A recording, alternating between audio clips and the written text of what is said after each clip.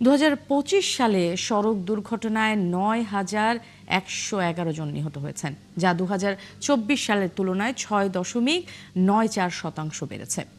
রবিবার ঢাকার রিপোর্টার্স ইউনিটিতে এক সংবাদ সম্মেলনে এসব তথ্য জানিয়েছে বাংলাদেশ যাত্রী কল্যাণ সমিতি। এতে আরও জানানো হয়, 2025 সালে ৬,৭২৯টি সড়ক দুর্ঘটনায় ৯,১১১ জন নিহত হয়েছেন।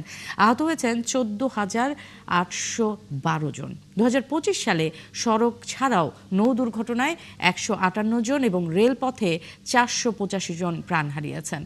চলতি বছরও দুর্ঘটনায় শীর্ষে রয়েছে মোটরসাইকেল। 2025 সালে সারা দেশে মোটরসাইকেল দুর্ঘটনায় প্রাণ হারিয়েছেন 2,983 জন।